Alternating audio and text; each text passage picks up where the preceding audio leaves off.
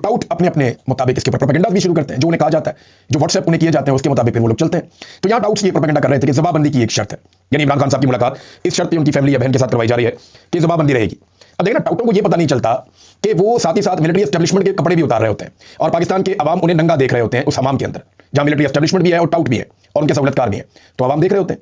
यानी आप जब ये कहते हैं कि मुलाकात इस शर्त पर करवाएगी कि जबाबंदी है, तो फिर पाकिस्तान में आजादी इजहार राय तो रहा नहीं, ना कोई बुनियादी हकूक रहे। और आपने ये भी साबित कर दिया कि जनाब पाकिस्तान की एस्टेब्लिशमेंट ही ये फैसले करती है, मुलाकातों की किसी और की कोई औकात नहीं है, वो तो वैसे भी किसी की नहीं है।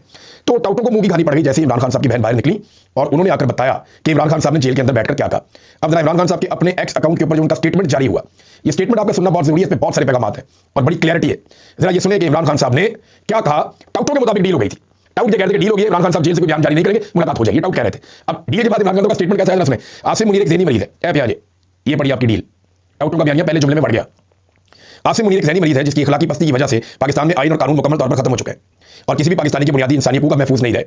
मुझे और मेरी अहलिया को आसिम मुनीर के हुक्म पर झूठे मुकदमात में जेल में रखा गया और शदीद तरीन ज़हनी टॉर्चर किया जा रहा है। मुझे मुकम्मल तौर पर एक सेल में बंद करके कैद तन्हाई में डाला हुआ है। 4 हफ्ते तक मेरी किसी एक इंसान से भी मुलाकात नहीं हुई और बैरूनी दुनिया से बिल्कुल बेखबर रखा गया।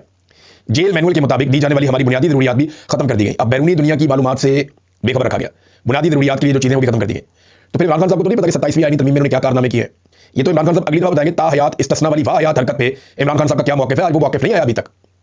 जब ताहयाती के ऊपर, इस वाहयाती के ऊपर इमरान खान साहब का मौक़िफ़ आएगा तब आपको पता चलेगा कि खान साहब इस पे